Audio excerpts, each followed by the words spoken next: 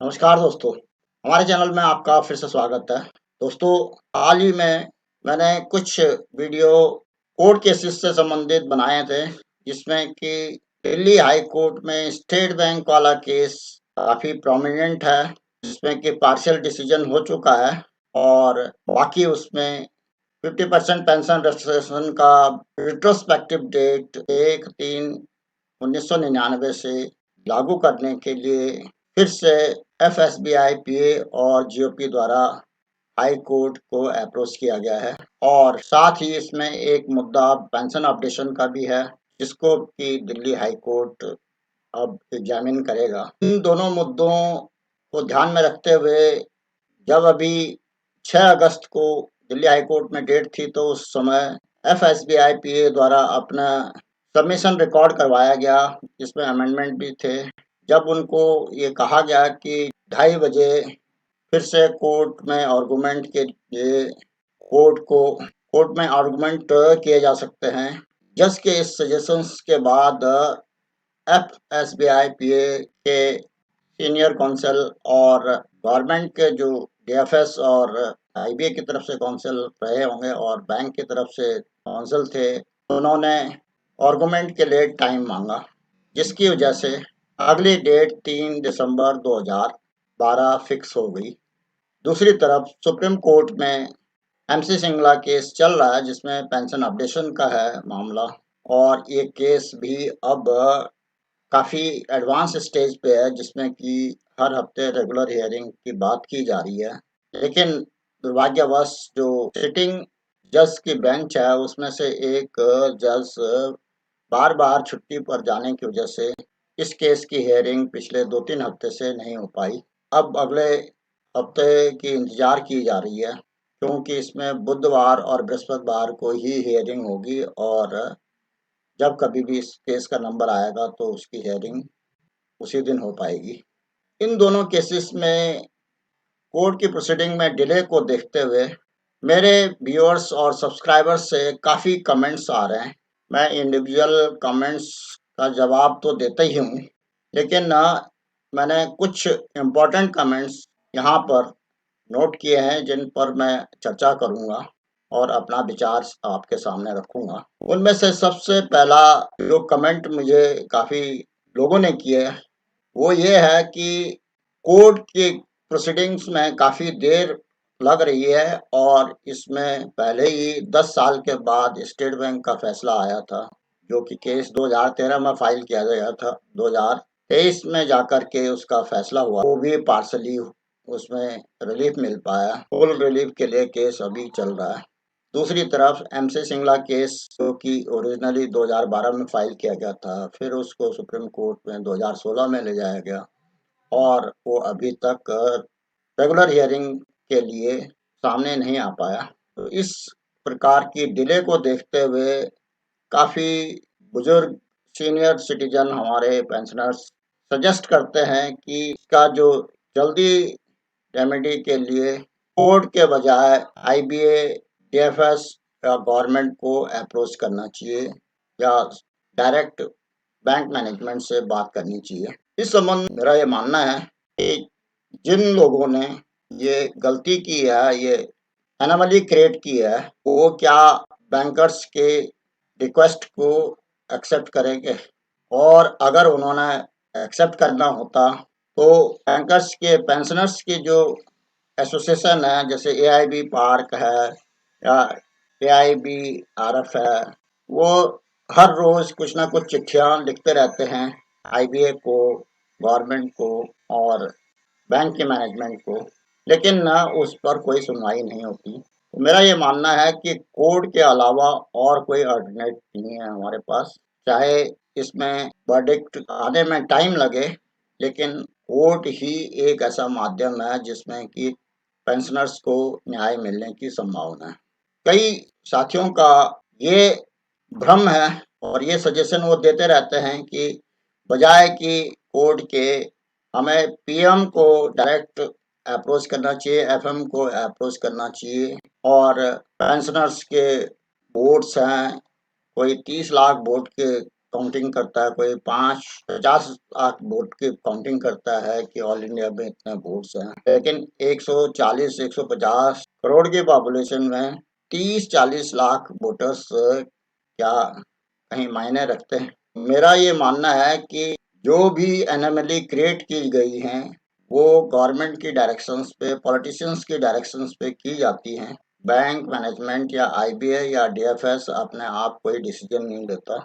इसलिए पॉलिटिशियंस से ये उम्मीद रखनी कि इसमें कोई करेक्टिव एक्शन लिया जाएगा, वो संभव नहीं है। और उन्होंने जो थोड़ा-सा चुग्गा डालना था, वो डीएफएस के थ्रू उन्होंने एक्स ग्रेशिया का डाल दिया। उसके अलावा ये उम्मीद रखना कि बैंक पेंशन अपडेशन के लिए कोई पॉलिटिशियंस हेल्प करेंगे, ये हमारी गलतफहमी होगी। तीसरा सजेशन अक्सर हमारे सीनियर सिटीजन पेंशनर्स करते रहते हैं कि एमसी सिंगला केस में काफ़ी देर हो रही है और इसमें जो प्रोसीजरल डिले है उसके लिए चीफ जस्टिस ऑफ इंडिया को अप्रोच करना चाहिए अर्ली हियरिंग के लिए, अर्ली जस्टिस के लिए, क्योंकि काफ़ी सीनियर सिटीजन जो हमारे पेंशनर्स हैं वो धीरे-धीरे अपने अंतिम पड़ाव में पहुंच रहे हैं और काफ़ी लोगों का स्वर्गवास हो चुका है। तो ऐसी स्थिति में चीफ जस्टिस ऑफ इंडिया से रिक्वेस्ट की जाए कि इस केस की सुनवाई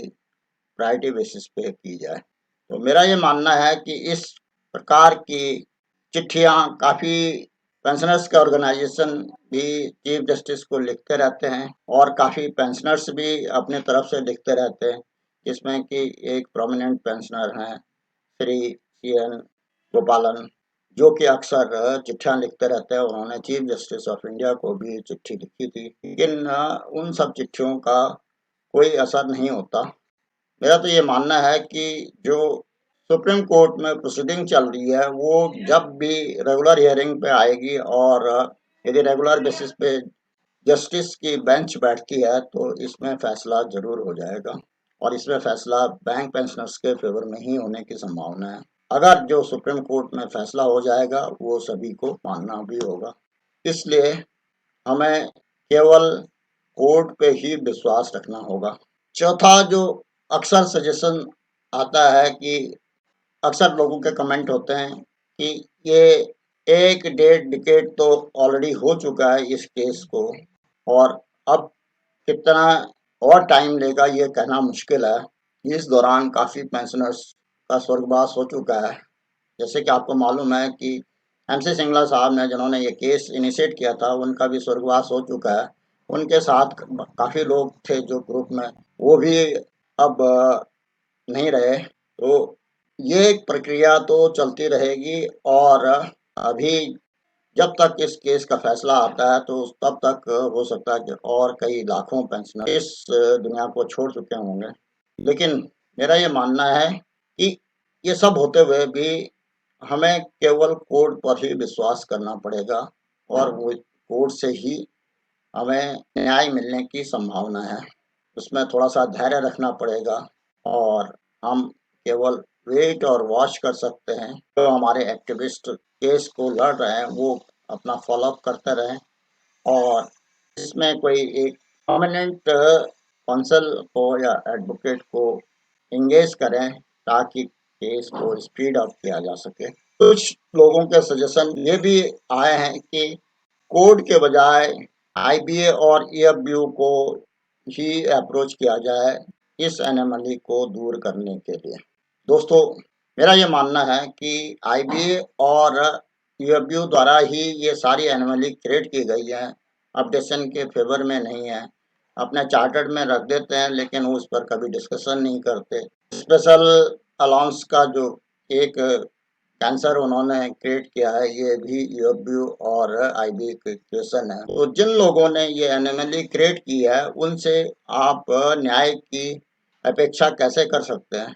तो उनको तो केवल कोर्ट के डंडे से ही सीधा किया जा सकता है, बल्कि किसी और माध्यम से। तो अल्टीमेटली कोर्ट जो डिसीजन देगा वही उनको भी मानना होगा और ईएफबीयू और आईबीए से कोई उम्मीद लगाना हमारी बहुत बड़ी भूल होगी। दोस्तों, काफ़ी कमेंट्स हैं लेकिन सभी कमेंट्स का मैं ज़िक्र करूँगा तो वीडियो काफ़ी लंबा हो जाएगा।